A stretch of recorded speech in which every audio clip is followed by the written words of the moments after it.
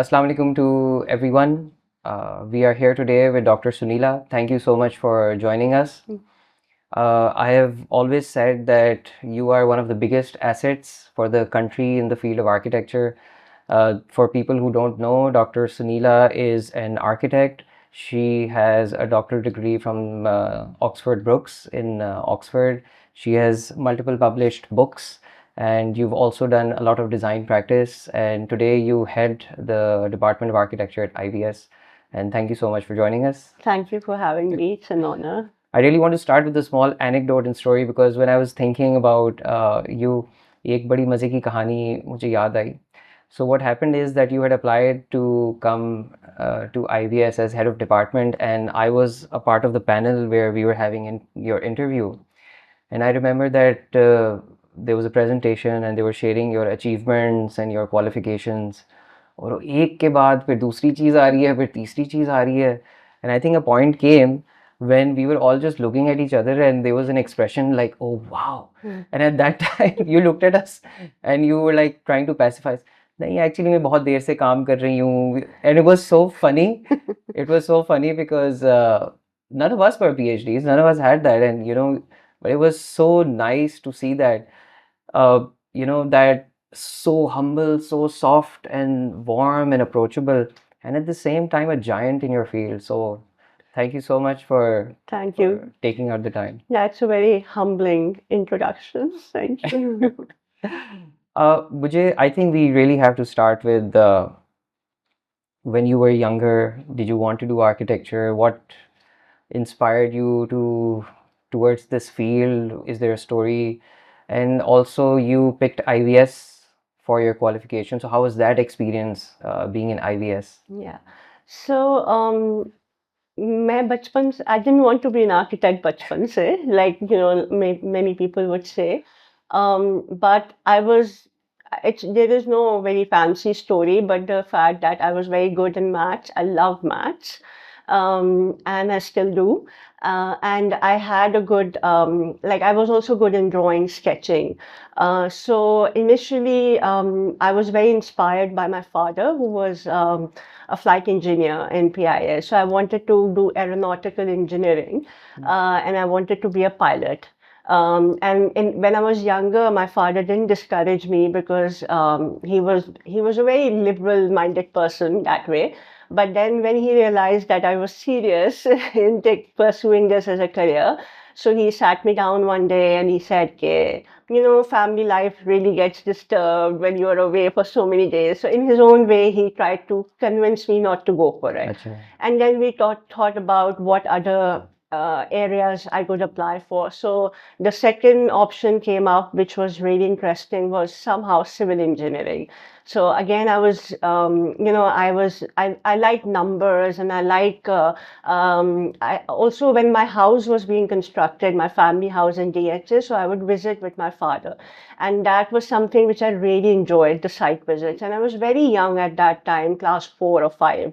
And I would kind of, when the foundation was being laid, when the plinth was being laid, I had a lot of questions from the contractor.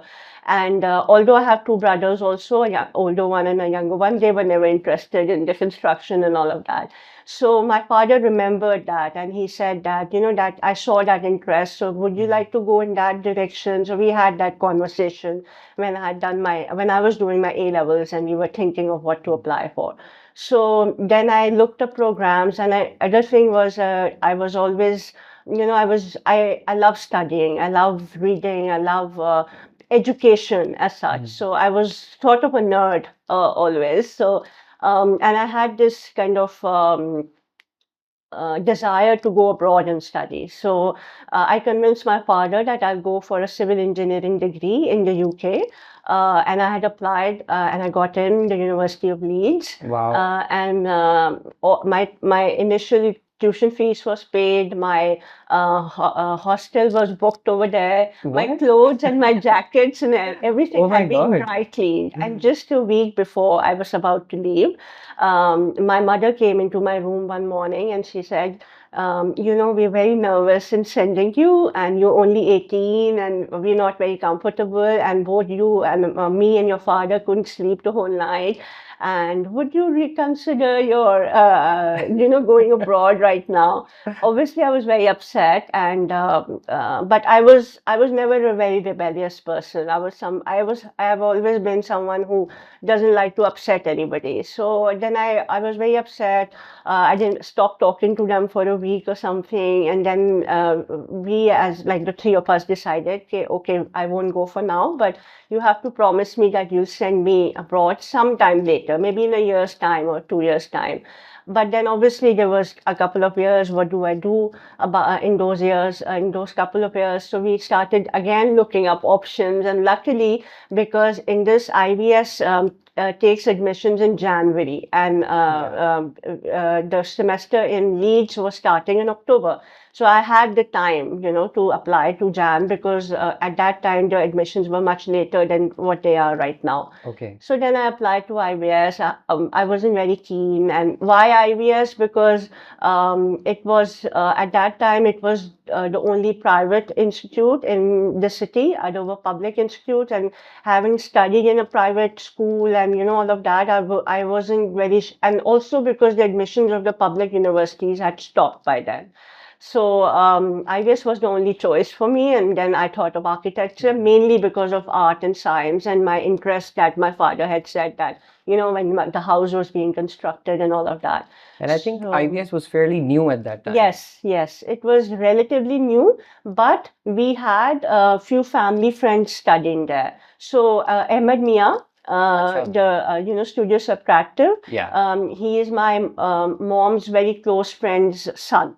Okay. So we knew Ahmed is studying there, and he lived in the same street. So we were neighbors also. Okay. So I had a conversation with him and his mom, how IVS is and all of that. So he was in the final year at that time when I was applying for admission at IVS.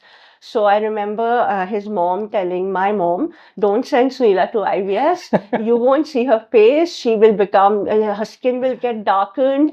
She will stay up nights." And my mom was very confident, and she said, "I know Suneela will manage." Okay. And so these were the circumstances which led me to applying to IVS. And That is so interesting. That is so and interesting. another very funny thing happened. So when the list was put up for admission list jinki hoti hai na, to I was sleeping, and my mom was so nervous. She was the one who went to IVS and checked the list just to make sure, because that was the only place I had applied for. Acha. I told my parents that I'm not applying anywhere else, and if I don't get into IVS, then you have to send me abroad. There'll be no option left. So I was also kind of blackmailing them in a way. Yeah, but then she was so nervous. She got, because at that time they would put up the list in the courtyard. There was no online system. I Right? remember. Yeah. Yeah, so she went there, she saw the list, and before I got up, she was back home, and then when I got up, she told me that you got admission there. Yeah, so yeah, this is how I ended up at IVS. Very nice.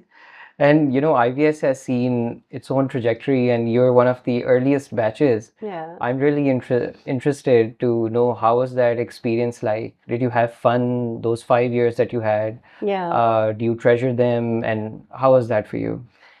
I think it became family for me, because as a class we were very close, and we still are actually. We still have our WhatsApp group, and we still meet with each other.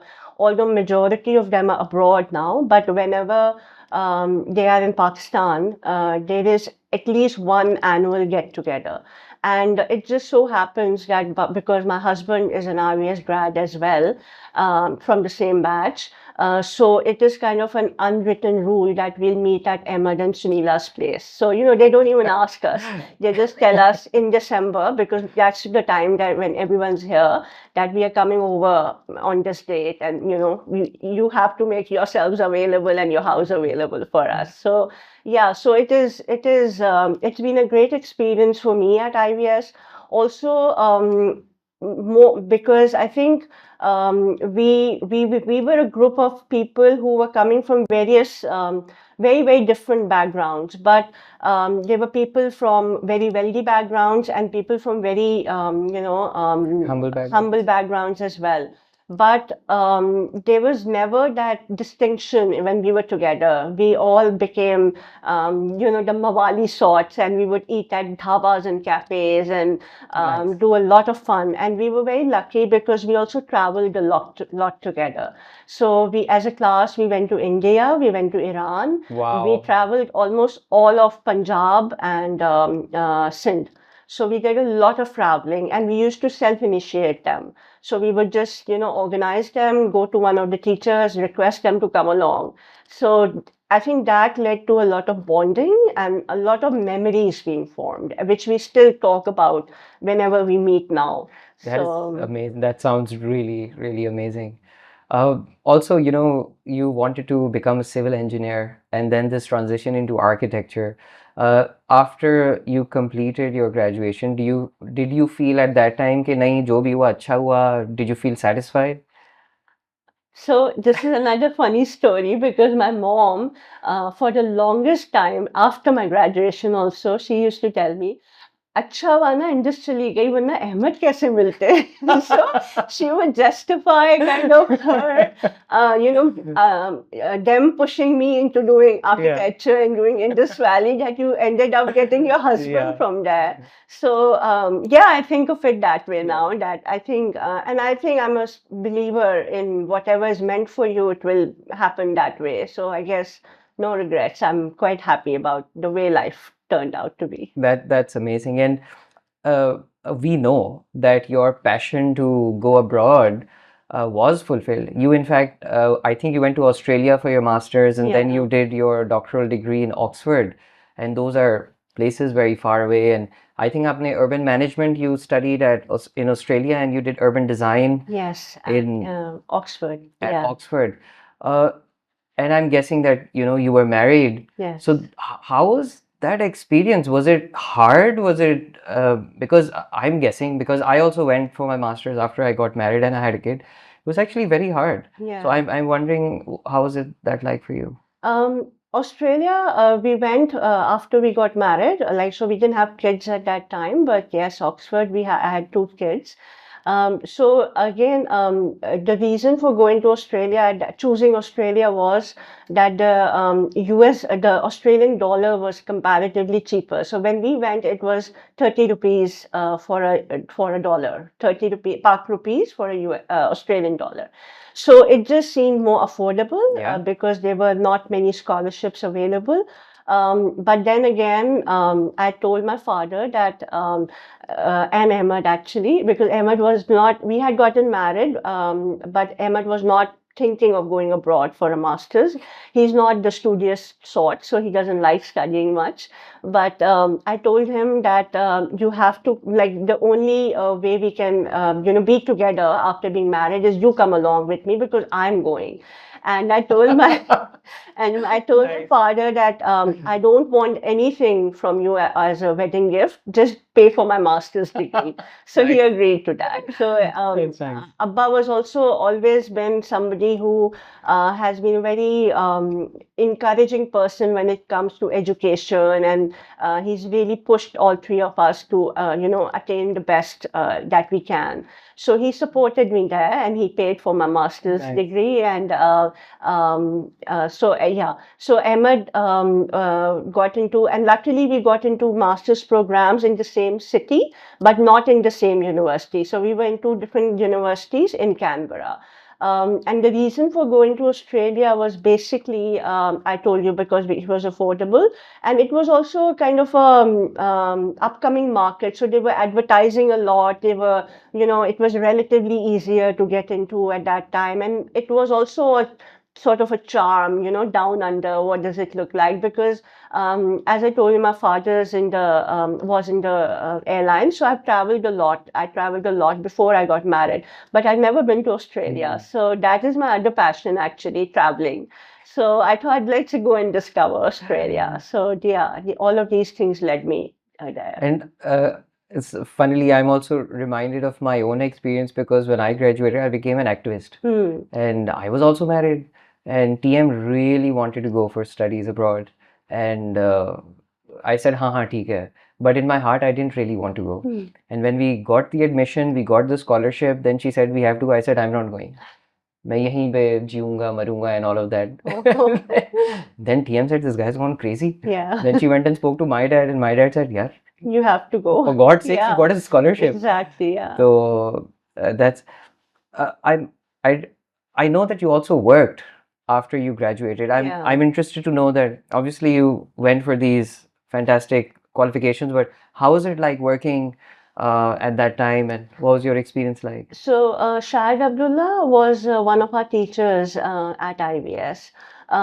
So he liked me as a student because I was a serious student. You know, I would do all the work and not a backbencher at all. So generally, teachers liked me at IVS. So he called me up. I still remember on the 1st of Jan 2001. So we had graduated in 2000, and he called me. And he said, in his, typical way, "Kya kar rahi ho?" So I told him. So then I said, just finished. Now I'm just taking some time off. Kal se office aa jao. So the respect we Nice. had for teachers at that Yeah. time, I couldn't say no. And obviously, getting an opportunity to work with him, who himself is a giant and Yeah.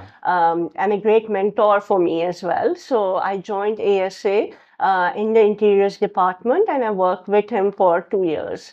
Okay. Before applying and going abroad for my master's. But what I realized in those 2 years was that I was not very happy with what I was doing because I thought that I'm doing interiors for wealthy clients and rich people.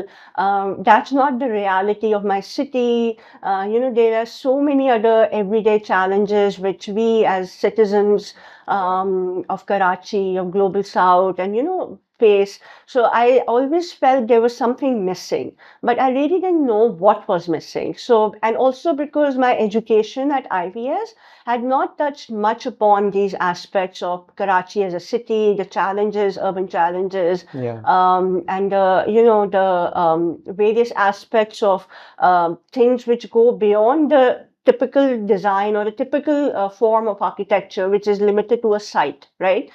So I always felt that, and I would read up a lot. So I was reading Arif Hassan's Understanding Karachi, and I would, had a couple of informal discussions with him also at his office.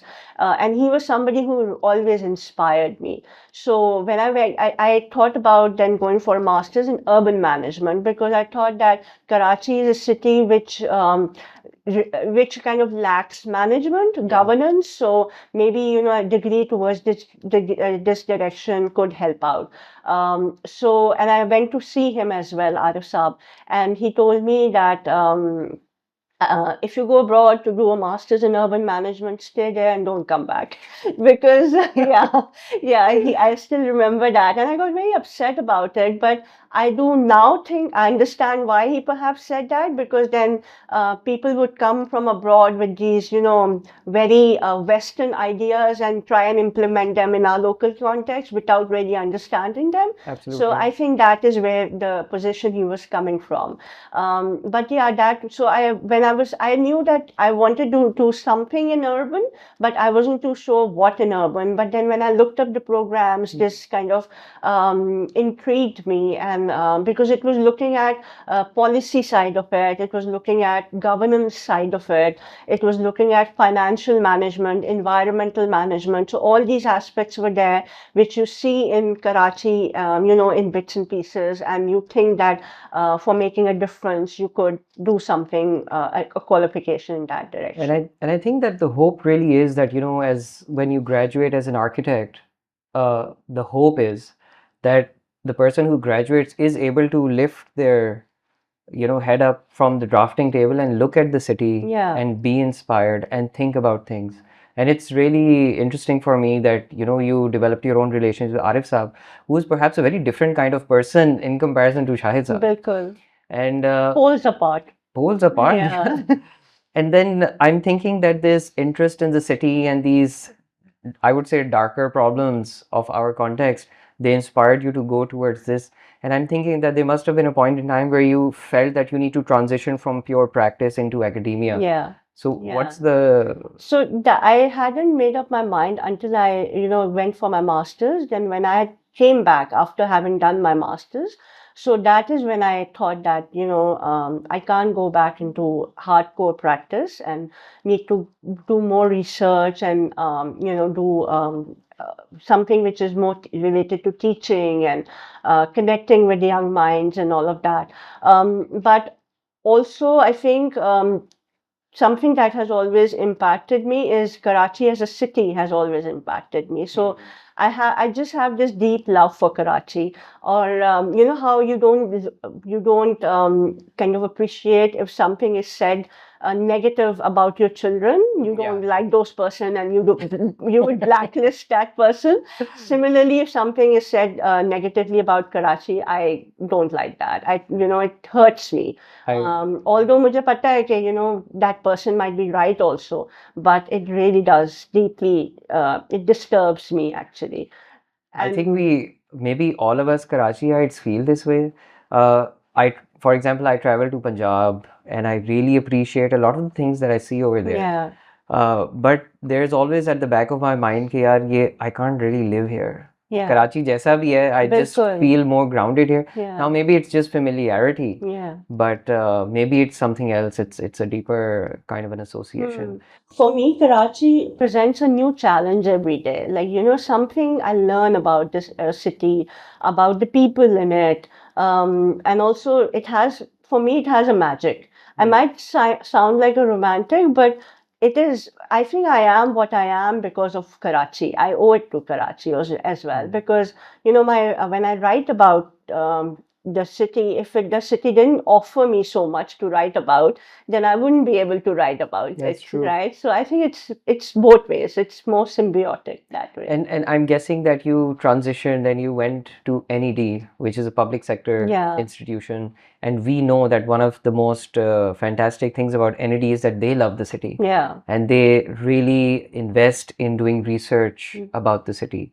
So, and you spent a considerable amount of time over there. So, how was that experience like, from Yeah. IVS to Shahid Abdullah, Australia, and then coming to a public sector university in Pakistan? And how was that? So when I came back to Karachi after my master's, NED में Asia Sadiq, she was a professor, associate professor there. She had actually gotten a grant from European Union, and they were doing a urban research project. Which was a research and a studio, like linked up to teaching and studio. So it was an academic and a research project on the Liari Expressway. And the Liari Expressway was being constructed at that time. It had already started, but it was under the process of being constructed. There's a hot debate around that. It was a hot debate. There was a lot of research around it happening, especially by Urban Resource Center and Arif Hassan, and ASIA took it up, Christoph and ASIA. So they were looking for research assistants at that time. And what they were looking at was, because it was a 3-year long funded project, and there were 5 universities around the world. So 2 were in Europe. There was NED from Pakistan, there was Moratova University in Sri Lanka, and CEP University in India, Ahmedabad. So these 5 universities had collaborated to work on that project, and the sites chosen were Liari Expressway, 16 kilometers of Liari Expressway, and tsunami had recently happened, and which caused major destruction in Sri Lanka. Yeah. So Matara in Sri Lanka was the other side. So it was like a traveling studio, and there were students from all 5 universities working on these 2 sites, and the initial research and data was to be done by the research assistants. They were to gather their data, develop manuals and all of that, which would then feed into the studios that would eventually take place. And then this grant also covered presenting the findings in conferences and publication of the studio results and all of that. So I thought it was a great opportunity because it kind of, and I was kind of Asya. I went and met Asya, and Asya offered me the position of a research assistant, although the pay package was really minimal. But at that time, I think, I didn't really care about that much. But and we will actually talk about that. Being an academic and having this idealistic kind of a worldview. Yeah. So anyway, so I came abroad as a research assistant and then went into teaching as part of that project. And I was there as a adjunct faculty. So I didn't start working as a full-time faculty at NED up until 2010. So the first 6 years I was working as an adjunct research faculty over there. And the reason for that was basically because, my kids were young. They had their requirements, pick up, drop, teaching and all of that. And my daughter has always been a very fussy eater. So, I would schedule my classes around when she's back from school, finishes her lunch, then I would go take my class. So all of that was happening. So basically, because of that, I was there adjunct for 6 years. But I think those 6 years and beyond as well have been very formative for me because I then interacted with giants like Dr. Numan Ahmed, who has been a great, great influence on my life. And obviously Arif Hassan, because Arif Saab has been very, very closely associated with NED. And he's on part of their board of studies, and he has always been on their advisory committees. So a lot of interaction happened over there. And then I got to learn a lot about the city, which I didn't know up until then. And I think also because the students at NED, at least at that time, they were very hands-on. There was no kind of reservation about going out into the city, doing the research and all of that. The weather didn't bother them, the people didn't bother them, public buses was okay, rickshaws were okay with them. So it became a sort of a very different experience for me. And then when 2010 onwards, I came on board at NED as a full-time faculty. That was a little difficult transition for me because then I was joining a public sector university, and it was a bit challenging because then there was a lot of things like a lot of relearning or kind of rethinking of the way you connect with people, because there was I was also what happened was I was also made, they call it something like class advisor. So every year has a class advisor, a faculty as a class advisor. So for instance, the students submit the scholarship requests. So I have to kind of vet those scholarship requests and then approve them or disapprove them, and then I would take some one-on-one interviews of the students who were applying. So I came across students who were, one student I remember very, distinctively, who was the daughter of the bus conductor or the bus, जो point उनकी चलती है ना, she was the daughter of that point driver.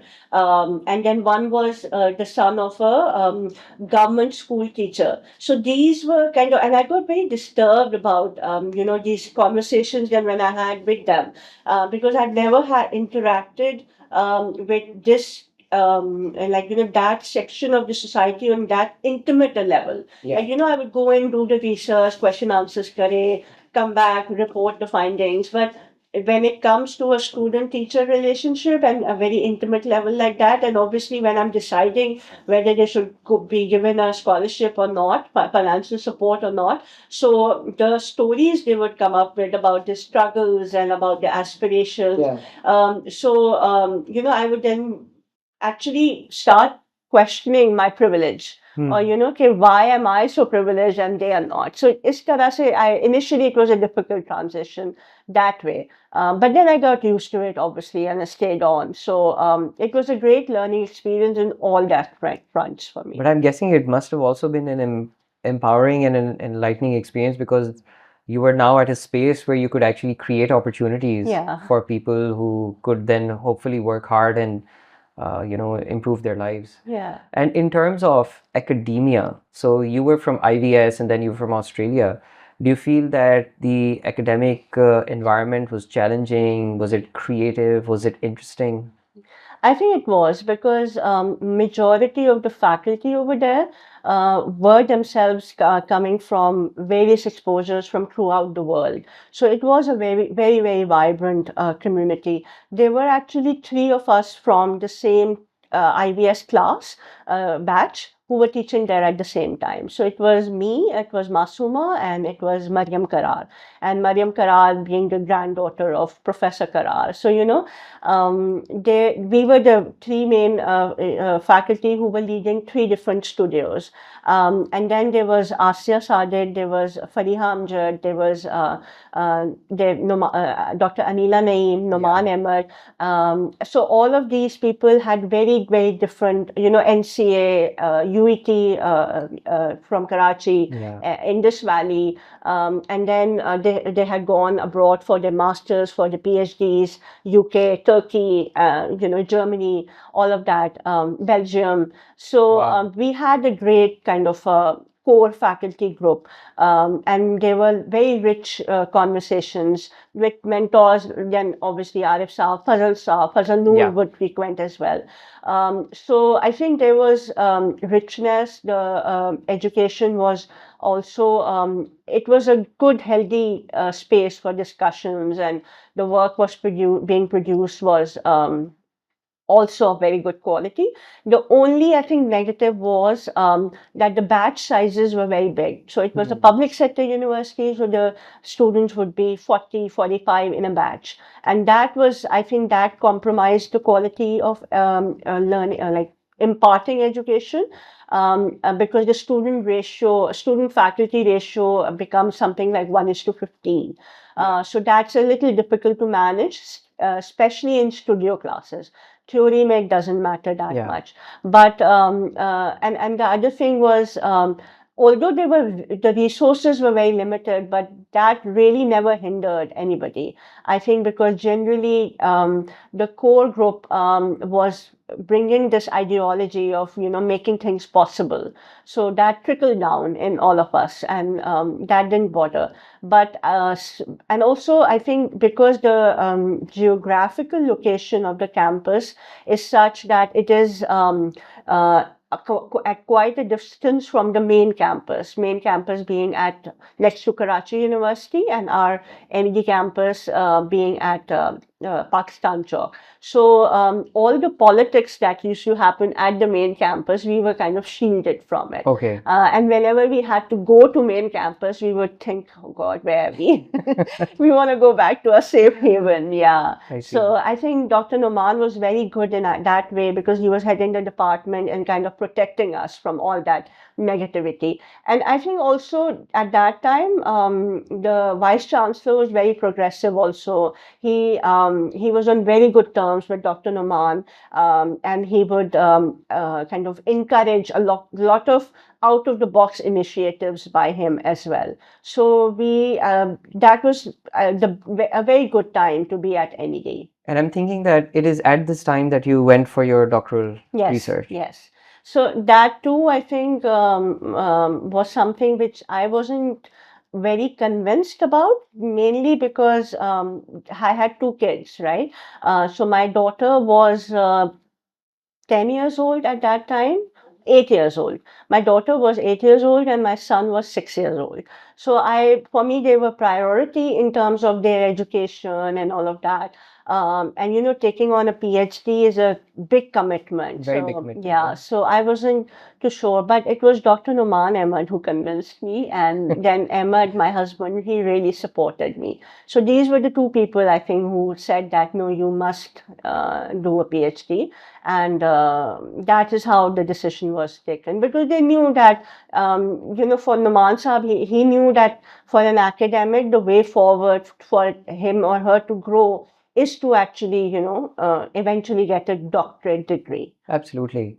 And it's very nice to hear, your experience at NED and the exposure that was there available. And I'm thinking that the students were, from the city and they had experience of being with all of you. Yeah. I'm thinking that that must have been a really, really inspiring time. But I know that you also kind of transition out of NED and you decided to come to IVS. Yeah. So what kind of, motivated you for this move? Okay, so I think I started working full time at NED in 2010, and 2022 is when I moved to IVS. So it was 12 years of full time and 6 years of part time. So almost 18 years that I was at NED, right? And then by the time I shifted out, I felt there were a lot of changes that had happened at IVS. The vice chancellor who was there supporting us was not there, so there was a change in the top management. There was a change in the type of students we were getting at NED, the faculty also, because I think generally there was the kind of debate, dialogue, and all of that was happening had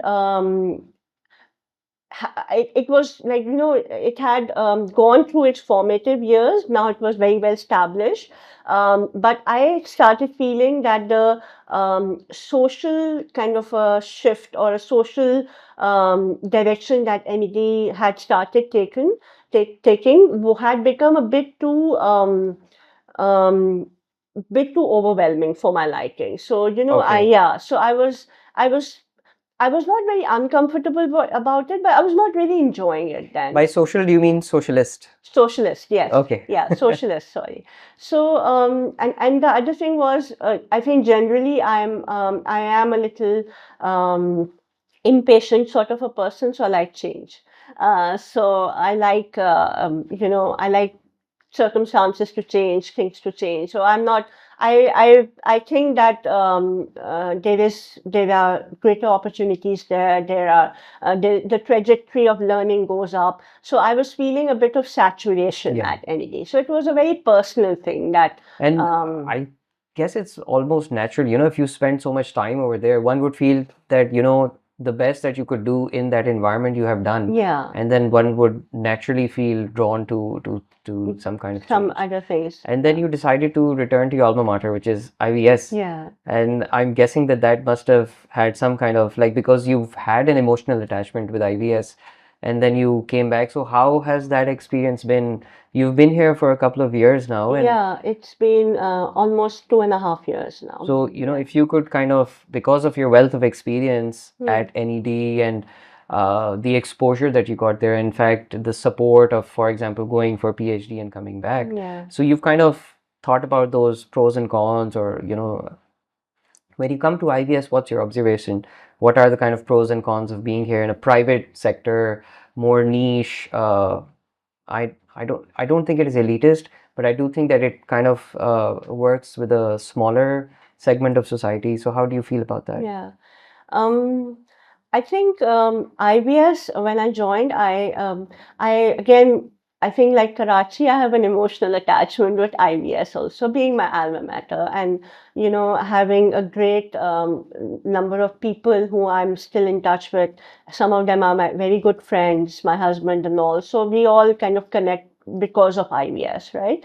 So, and then a lot of the teachers and the staff who were there when I was studying are still there at IBS. So it felt like coming back home, to be honest. But obviously there were challenges. There were things which I didn't agree with. There were things both in terms of there are in fact things in terms of administration, in terms of pedagogy, in terms of teaching methodologies and all of that, which I am not very comfortable with or I don't agree with. But then I think that is natural for any, wherever you go, whichever organization you go, you have to deal with these things as mature adults. Yeah. But generally, I think it has been a great experience, mainly because my learning curve shot up. So, the saturation that I was feeling at NED, and the reason why I decided to come to IVS, because I was feeling that, there is more I can do, more I can learn, more I can grow as a professional. That has really shot up. And I think also what Indus IVS offers is the opportunity of linking up with these great professionals who are not architects, right? They are artists or communication designers, or which was not there at NED. So NED, they were all mainly architects I was interacting with. So that interdisciplinarity and that connection is here at Indus, and some of them are great friends and great mentors also. And and also the pedagogy at the Department of Architecture at IVS is very different from what it is at NED. So there is a lot I've learned from my peers as well, like yourself when you were at IVS as well. So, and I think we've also had some very healthy discussions. So all of these things have contributed. So, yeah. And for me, IVS was very different. So when you studied at IVS, and I'm gauging from what you're saying that you had a fantastic experience, you made these beautiful friendships. And when I was there studying at IVS, it was a little bit hard for me. And I think it was a little bit hard for a lot of us for some reason that I can kind of briefly touch up on that. But we also made fantastic friendships, and some of my best friends are, from the batch that we were together. But I do think that, I'm interested to know how you feel about some of the things that affect our pedagogy. And I think that that's really important from the perspective of students who might be, kind of listening and trying to learn. So when I was at IVS, for example, there are a few things that were really problematic. One was this culture that, there was an announcement that half of you will fail. And this was like a jeeb, yaar, pura वक्त डंडा है कि यार आप fail हो जाएंगे. It almost felt as though this was structurally a part of that. So they said that, when we entered, there was like 35 of us. They said, oh, more than half of you will fail. And that is so discouraging. And I thought that at that time we were made to feel that it's normal, but later, after many years, we reflected and we thought that maybe that's not normal. There was another thing that used to happen, and that is that in terms of grading, there was like an S curve which was established. So it'll take maybe a week, a month, or a project, and after that, the students will kind of fall into that S curve, and then there is no mobility. You kind of find your place in that S curve, and you kind of get that grade all the time. And I used to think that maybe that's not fair. And that kind of links with questions and problems of favoritism. And when I was studying, there was some blatant favoritism. But we thought maybe that, this is fine. And there's another thing which was kind of problematic. I think that, and this is upon deep reflection, it was that, some of the teachers made us feel like they're always wearing the cap of a juror, which means that, even when they're in studio, they're always just critiquing, maybe not giving clear ideas, not giving clear direction, just being, holding back thoughts and not really teaching.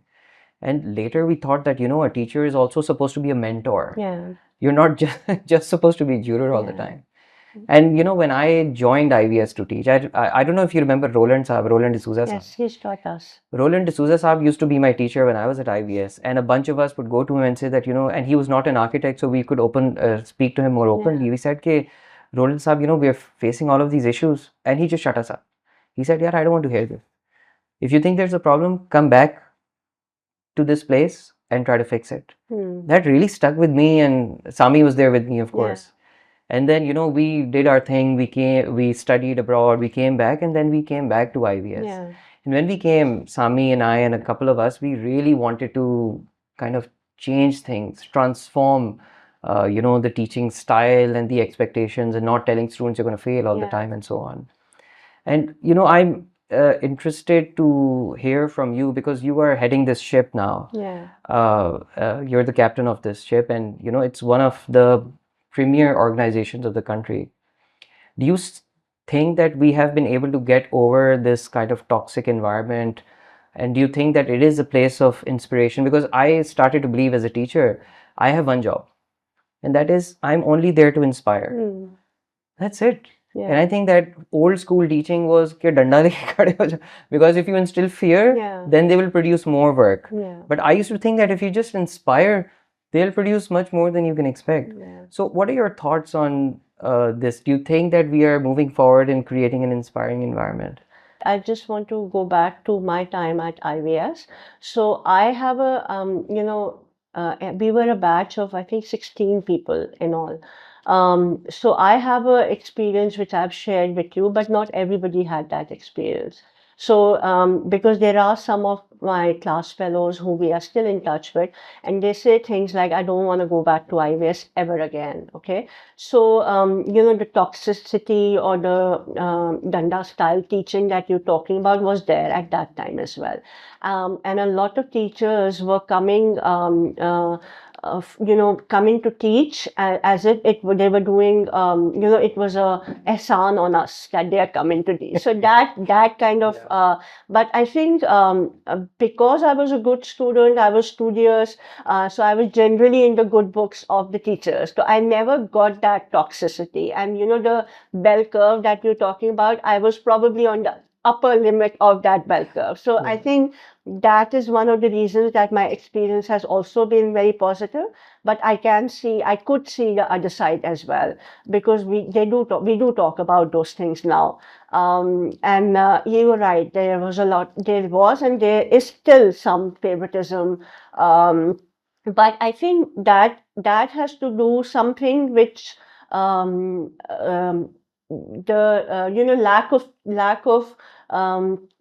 lack of training for teachers. Not everybody is meant to be a teacher. For example, if you are a good architect, if you're a good professional architect, can you also teach? Because a lot of the people who are teaching at IVS are actually practicing architects, right? So I see, and this is sort of something which I inherited when I joined IVS. So there was a running department that I inherited. There were all of these faculty members who were already in place. And the other thing I really struggle with is finding teachers, as being the head. So we depend a lot on adjunct faculty, as you know. So we are 7 full-time faculty members and almost 12 to 13 adjunct faculty members in all running the department. And adjunct faculty members are often appointed on a trial and error basis, majority of them, right? So some work, some don't work. Younger faculty who are coming to teach have this kind of agenda in mind that by the time they are applying for a immigration abroad or a master's abroad, they can work at IVS. And I'm not saying that they don't have anything to offer, but perhaps they don't know, they are not well equipped with the teaching methodologies, right? So these are, and generally in our society, we struggle with finding good teachers at any level, at the school level, to a conventional teacher का एक role होता था. आप you look at schools in terms of convents and Mama Parsi and all of that. Those traditional way you would look up to a teacher, or I looked up to my teachers when I was a kid. Our kids are not getting that, right? So generally there is a decline in the education quality of the society. Yeah, and I'm also really sensitive about this because I spent a considerable amount of time in this field, and it was out of my idealism, that this is the best thing, this is the most noble thing that I can dedicate myself towards. But this is a big question, Yes. I'm really interested to hear from you how you feel about the health of academia in general. That do you think that in the near future or today a lot of young professionals will aspire towards academia? Do you think that, for example, there are enough research grant opportunities? Do you think we get enough teachers awards? Do you think that the salaries are fine? Do you think, because I have my thoughts, but I'm interested to ask you because that you have spent your time here and you have this breadth of vision that I certainly don't have. So what do you think? And if you had a magic wand, and if you could do something, what are the things that you would like to do so that things could improve? Okay, so I think for me, the salary is okay. But again, I would like to add a disclaimer. If I were the male member of the household and the main bread earner of the house, then I would question the salary. So it also, changes that way. But having said that, it doesn't mean that women should be paid less or men should be paid more. But it's just that for me it works because I'm not the main person who's running the household. But also, it's funny that I was complaining yesterday only to my husband, I'm not paid enough. So, in the sense that if I'm doing 10 things in a year as compared to somebody who's doing one or two things, we are almost getting the same pay, having the same experience, right? Yeah. So that way, I think you're not rewarded enough. The other question that you have, you're not rewarded enough in terms of research grants or the publications that you do or any other trainings that you arrange or talks that you arrange. So all those extra legworks that you're doing, it's not even acknowledged enough, I think. There needs to be much more acknowledgement. It needs to be a healthier and a healthy competitive environment, but a healthy environment also. But then again, I think that is a issue with academia all around the world, because I think generally academia in the West also has become politics has kind of seeped into those spaces as well, and there is favoritism there as well, and there is not enough research grants there as well. But I think also because Higher Education Commission, or for that matter PCAT-P, which kind of licenses validates our degrees and our profession, they don't have enough research. They don't even try and get enough research fundings for us. So if you want the profession to become better, we need better research funding. We need more encouragement. We need more healthy competition and space for more creative thinking as well. So all of these things, there is a lot of room for improvement, definitely. I think I agree with nearly everything, or everything that you're saying. With regards to salaries, absolutely. I'm a guy and I'm married, I have kids. There's no way in hell that your salary is fine. Yeah. The only way it's fine is if you're coming from a place of privilege. Yeah. Or if you're like a stupid idealist who says that, no, I have, Yeah. this is the thing to do. Exactly. So Yeah. it was like that, and we used to feel that, if across the board, not just IVs, just generally, Yeah. in general, if we want the education sector to improve, it really has to be, like you were saying, have some healthy competition. Exactly. It should offer rewards. It should offer opportunities for growth. And I was really interested in affordable housing, for example. I really wanted, and it's a passion for me, Yeah. to build houses in Kachi Abadis. Yeah. And I used to think that how hard could it be Hmm. for maybe even the corporate sector, maybe alumni of IVS, for example, I'm like Cardi, for example. Yeah. It's a huge brand now. To set up a small foundation and maybe channel it through IVS and create a chair for affordable housing or something like Yeah. that. Now I know these things happen abroad, Yeah. and like you were saying, कि बाहर भी होता है, but I do think that matlab, it's still so much better. Yeah. Like even Mohsin, who came last time, told me that abroad, even if their teachers do something at a medium scale, it's celebrated, it's appreciated. And I used to think that maybe this culture needs to come to Definitely. Pakistan, so Yeah. that people who really want to dedicate their life to education, to spreading wisdom, and to being a catalyst for enlightenment for the youth, Yeah. it would be so important. Just to add to that, when I was studying at Oxford, doing my PhD, so I would be called in for a master's urban design studio review. ऐसे कभी बुला लेते थे.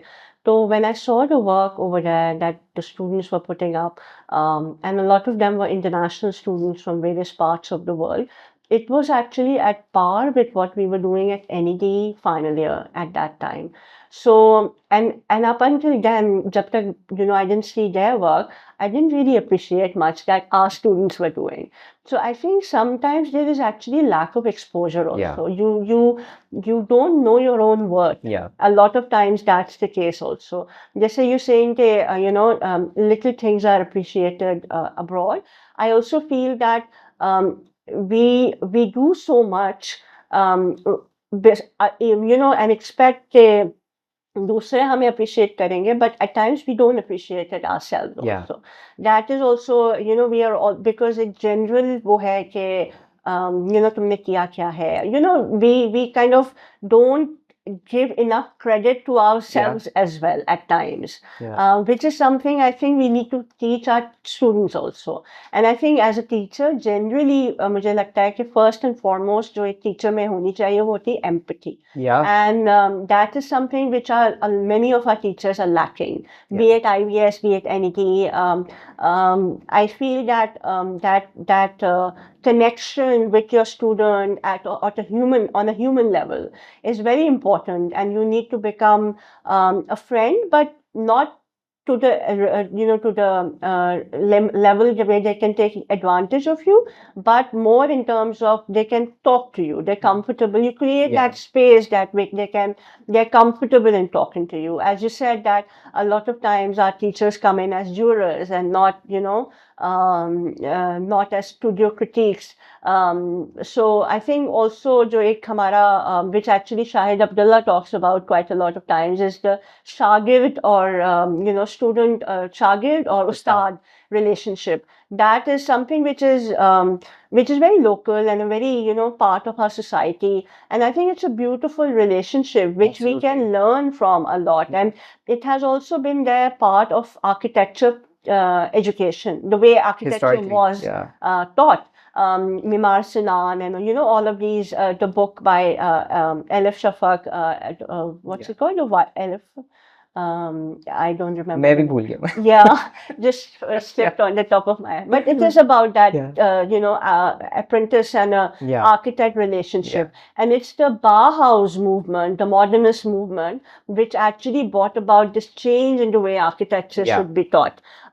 So I also feel that pedagogy of architecture, and this actually goes back to our PCATP, the accreditation body, because they have given us a way of teaching architecture, which we cannot question, and we have to stay within those limits. So uski wajah se bhi there are some problems which are emerging, which we have kind of examples of how to fix them. Something we have actually initiated at IVS in the last couple of years with Noni Ibn Sajjad is the Maker's Studio. So, it's not about, it's about learning by making. I think that's a beautiful way of doing architecture, and you learn so much more. It's like, being back in the science lab in your school where you had so much fun doing those experiments, and those things remain with you throughout your life. So I think there are these larger conversations which we need to have as teachers, which Institute of Architects should initiate, PCATP should initiate, and the whole country educational institutes. I think there are 31 or 32 of them accredited universities in Pakistan. They should engage in that dialogue. Absolutely. And I really appreciate, what you just said about empathy. And I think you explained it so well. I really appreciate that. और ये जो आप कह रही है ना, how the dialogue that needs to happen at a larger space, I also really appreciate that. I actually think that there is so much power that we have as this kind of group of universities, because I've always believed that, ideas have a lot of power. We can really improve our cities, we can improve our country through the power of ideas. And I, want to take a moment to really talk about this, because you wrote this book, Urban Architecture in Local Spaces in Pakistan. And so when I was teaching, I've said earlier that I was not able to find a stable resource on design theory, something जो पढ़ाई जाए और फिर उसको पढ़ के लोग सोचें और फिर हो सकता है उसके बारे में लोग जवाब दें, or maybe there is a discourse that develops. I thought that it's lacking, and we used to get glimpses of stuff. Kamil Khan Mumtaz Saab ke essays I used to share, but we observe and we know that you've done this fantastic work. So Thank you. I think the first thing is that maybe just for our viewers, can you give like a little bit of an explanation about your thesis in Yeah. this? In the urban architecture book. Okay, so basically, this is an outcome of my PhD research. I completed my PhD in 2016, and this was published in 2022. Even after completing a PhD, there was 8 years of more, not really research, but fine tuning of the PhD research. So basically, the idea was the area I looked at in my PhD, and something I was also struggling with is as a teacher in the architecture department at LD, was that there was no stable theory around Pakistani architecture and Pakistani spaces. Like Kamil Saab's book on modern architecture in Pakistan is great. And so is Urban Understanding Karachi by Arif Saab, and all the other things that Arif Hassan has written. But Arif Hassan's writing are more about urban Yeah. planning and design, and Kamil Saab's lens is more on a Pakistani level, right? But I was not finding a very localized version for Karachi. So that was something which kind of also inspired me to do my PhD, where I would something which I think there was a lot of discussion with students about, which we also talk about now, कि Karachi की क्या architectural identity है, which I think is such a cliche question now that I think about it. Yeah. But that was my question where I started out. So then, architecture, Sizada, it became the city level, the urban level, and all of that. So localness, place making, idea of place identity, all of these were the terms I was struggling with. What is place identity of Karachi? How does architecture play a role in that place identity and all of that? So I was not able to, during my research and PhD, I was not able to come up with any terminology which really pinned down the idea of placemaking in our local language. So then this word of makamiyat came. And that was something which really clicked with me and my supervisors as well. Because when you say makamiyat, when you say makam, aap kahan ke makami hai, right? So you talk about the geographical location, the economics you come from, the social aspects you come from. Yeah. So अगर मैं कहती हूँ कि मैं पठान हूँ, तो मुझे पता है कि मैं ट्रक ड्राइविंग से रिलेटेड हूँ, या मैं मजदूर हूँ, या मैं KPK का एक सर्टन कल्चर है एंड ऑल ऑफ दैट. अगर मैं बलोच हूँ, मकामी बलोच हूँ, या so then I looked for words which could actually translate that in English, and I couldn't find any, because place is not that, placeness is not that, place identity is not that, localness is not that. So then after many back and forth discussions with my supervisors, so then we kind of came up with the idea that this is what Karachi is. What if we look at Karachi from the lens of Makamiyat, and we define Makamiyat in that way that it is not a physical entity, it has a tangible, intangible entity attached to it, in terms of social processes, in terms of economic processes, in terms of the way one affiliates with the built form. So this is the lens I got into with. Then I started shortlisting areas to look at. So I looked at Kharadar, Mitadar, where Karachi started, our historical city. And I compared it to a newer settlement, Clifton, which was developed on very different ideals, and PCHS as the first housing settlement For immigrants, I think. for immigrants, yeah, planned housing settlement for immigrants in the 50s. So these were my 3 case studies. And based on the interviews, the mapping, the questionnaires, and all of that, some very interesting findings came out, and that is what then I converted into a book, because I think the lens of Makamiyat could be, it's developed as a theoretical framework, and you can apply it to any kind of case study that you want to look at. I observed that it really is developed as a kind of a theoretical framework, and this aspect was so interesting for me because we are from the post-colonial world and we are speaking in English. Yeah. But there is another culture, there's another language which is our core identity. And when we operate over there, we find this kind of difference. Yeah. And that the fact that you could actually use this environment and this language and this culture to come up with a framework, I think that is so exciting.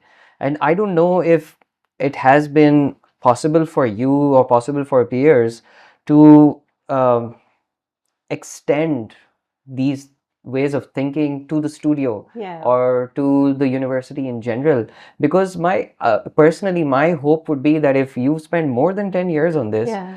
uh, there's a lot of hard work, there's a lot of dreaming, there's a lot of thinking that's gone into this. The dialogue has to spread. I don't know if this has happened, or what are your thoughts about this? Okay, so my daughter, she, as I told you, she's in the second year of textile design in at IVS. She came home today very excited.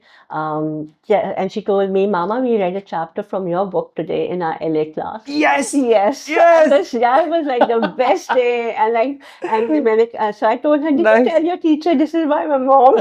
She said, "No, I didn't tell her that." But yeah, so it's become a part of the core LA Pakistan studies I am curriculum. so happy Yeah, about so this. it is, I think a chapter from the Yeah, book is taught as part of Pakistan studies course at Indus.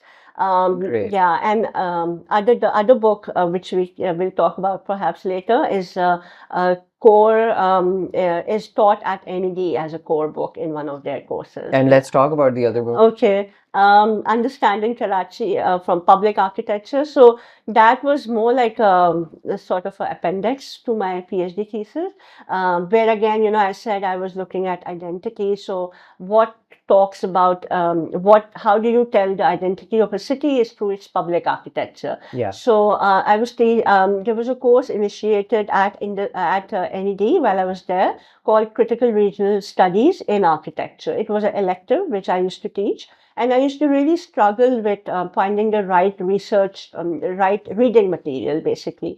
And as part of that course, my students were documenting these various public buildings in the city. Some of them hadn't heard great names like Tajuddin Bahmani, M.A. Ahad, the first generation Yeah. architects, all these wonderful, and they didn't know these buildings as such, and what wonderful climatic solutions they offered in Yeah. terms of the indented windows, the brisolets, and climatically responsive use of material and all of that. So I thought that this is such an important knowledge base that is being developed over here. So using some of that material that was being researched by the students, and then basing it on my PhD studies and the appendices that I had started creating, I kind of thought that I'll put it together and publish it into a book. And a faculty member from NED, Madiha Salam, who's the co-author, she was also very helpful, and because again it was a very tedious task, photographing them, getting information about these books, finding a sponsor to publish the book, Yeah. because it's a local publication. I sent it to many publishers, including very big names, and they all refused because my other book hadn't come out by then. I was not a well-known name, so they said, we're not interested in publishing. Although I think not just because I've received kind of comments and feedback on this book from a number of people who are non-architects. And, places like I went to TDF Ghar on main MA Jinnah Road. So all these books were there. So I was very happy to see them. So, people who love the city, who like to learn about the city, they in fact appreciate the book more than the Maqamiyat wali Yeah, book. I was just going to say that, Karachi is lucky to have this book. Thank you. Because documenting these buildings is so important. I was teaching history, and I designed a course in which I said that we will assign one of these old names of older generations and go and find a project of theirs. Yeah. So they would go and run, and they found an old risky house, and then they would Yes. document that. Yeah. And they would come back with stories that we heard this about the house, it was used like this, and we felt this when we went there. And I think it's so important. Yeah. So So we are as a kind of another offshoot of this book right now at Indus as part of Architecture Design and Research Lab, ADRL, we are documenting libraries in Karachi. Very So we nice. have shortlisted about 20 public libraries from 47 onwards. Some of them were designed by Public Works Department, and some of them by these first generation of architects, and we are trying to document them of whatever is left of them, because again, libraries are a dying Yeah. typology, Yeah. right? So that is, I think, again, something very important for the city to have this documentation. If you could reflect on how we could maybe encourage an environment where people would love to discuss theory, love to discuss design philosophy.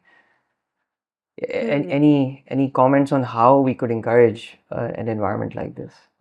I always feel you need to lead by example. So, if Which you, you're doing. yeah, I think in my own capacity, I have not been writing very regularly in the newspaper, but because I don't get the time nowadays, but I have written a lot for the newspaper as well, for Dawn, and so I think in whatever capacity each one of us can, we should kind of contribute and create an enabling space. The other thing which I also feel we really lack as a society and a group of professionals is critical critical critique, for not just for being critical, but being constructive, and if, for example, A plus I or Architimes are our two, architectural publications, for which I have also written a lot in my early career. But I think whenever I would write something critical on a project, right, that architect would give me a call and say, What? आपने ये कैसे लिख दिया? Yeah, I've received those calls, and so if you're not, and that criticism was not for the sake of being critical, but because it is meant to, for others who are reading, to learn from it, or for that person who's designed that particular building or whatever, is so they can improve upon it or take another person's point of view at least. And I was actually just going to say this because, my interest in theory and all of this is because I think it enables practitioners. Yes. A lot of people who have this exposure to thought, ideas, and framework, they'll improve their practice. I think that's, in one sense, maybe the primary motivation for a lot of academics to invest their energy and time into these kind of exercises. Otherwise, why is someone spending like 10, 12 years on like a book? So I'm so intrigued to hear this. And this, I think, even is triggering another thought in my mind, that how do you gauge the health of practice then? How do you feel how our design practice is going? So in your anecdote, अगर वो आपको call करके कह रहे हैं यार आपने क्यों कर दिया, so this is not constructive. I think a lot of these large organizations, there's a culture of thapki on the back. You stand on the stage, I pat your back, and you pat my back, and we kind of just motivate or I each other. pat my own back. That is also there. And I think that sometimes it's fine. I think it's great actually. It's good to feel encouraged. It's good to feel appreciated for hard work you do. But at the same time, I think there's a lot of value in getting constructive feedback. But I also question कि पाकिस्तानियों को आगा Khan awards क्यों नहीं मिलते? मैं भी यही question करता हूँ. As compared to Bangladesh, as compared to India, and a lot of other countries which have a similar sort of a practice or similar sort of culture. So that is my kind of question from the practicing architects, mainly because I'm more in an academic. Why aren't we producing architecture which gets Aga Khan Award?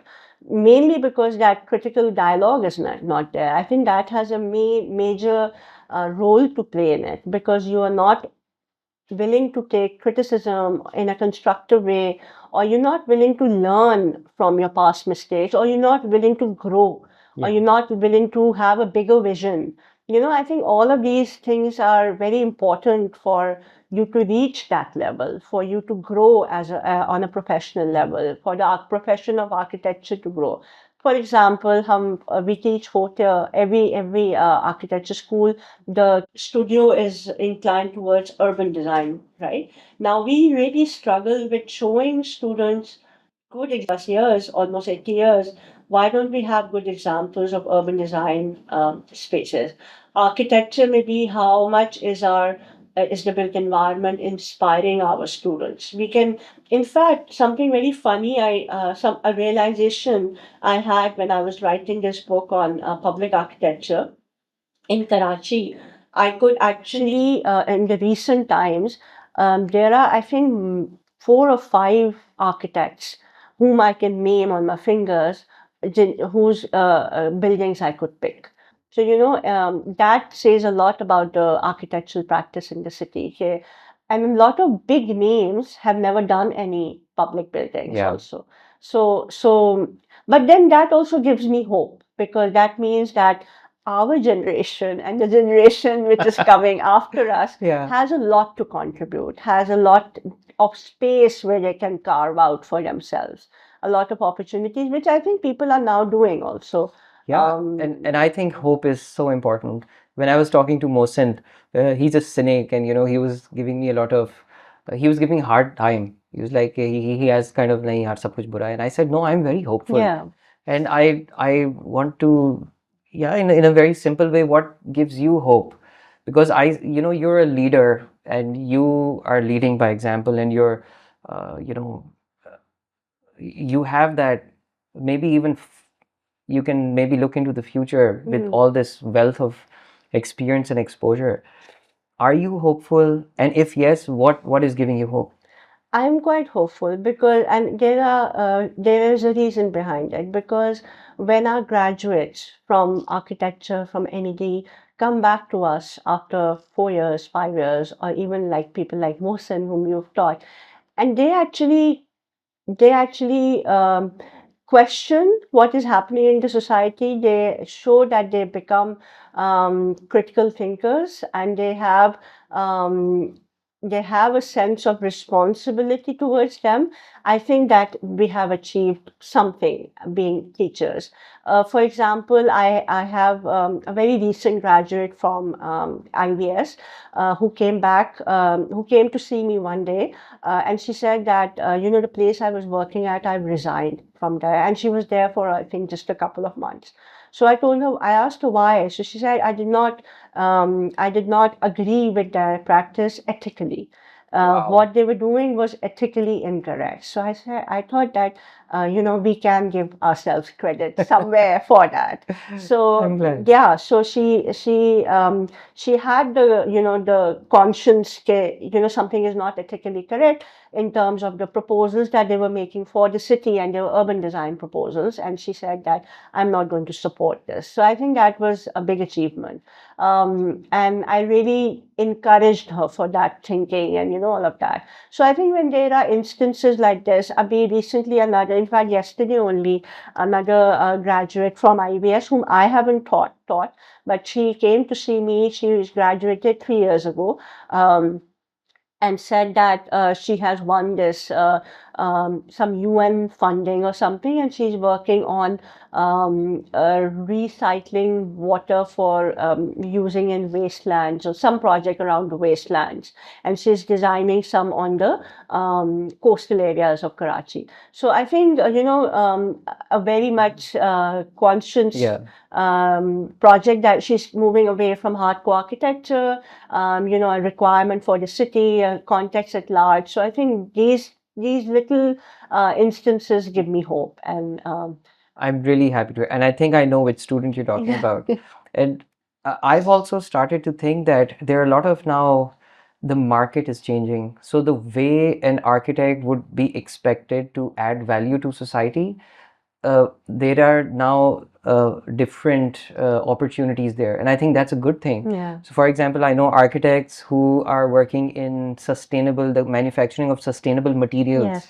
and Yes. startups around that, and I Yeah. think that is fantastic. Yes. I would love to see what they will be doing in the next 5 years. Bilkul, yeah. So I think that's also really great. Yeah. I do want to ask you in a very kind of cliche kind of a manner. Uh, if you, I know that you're a role model for so many people, and I would say that also for a lot of girls, because you graduated, and then you had this entire arc, this trajectory, and I didn't ask you, but did you ever come across any kind of gender related challenges? Because I'm guessing maybe you could have. Yeah. Um, Initially in my career, yes, I did. Okay. Because as I told you, both my husband and myself, we graduated as architects. And when we came back from Australia, and while I was part-time involved at NED, we also set up a small practice of ours in 2004. So obviously, the projects we used to get, I used to go with him on sites, and there was always this kind of underlining feeling on the construction sites that because he's a man, he knows everything. And the contractors would just talk to him, even if I were talking to the contractor or any other consultant over there, they would just ignore me or see through me. And I used to get so mad and frustrated about it. And I used to fight with him about it, that why do you encourage them and why don't you entertain them? But that was a general underlying, thing, that because she's a woman, what does she know about construction, right? And then also a lot of clients would do that as well. Like, Yeah. they would talk about interiors or drapery or all of those things with me, and all the construction details with my husband. So it used to really, really irritate And they me. didn't know that you wanted to be a civil engineer. Yes, yes.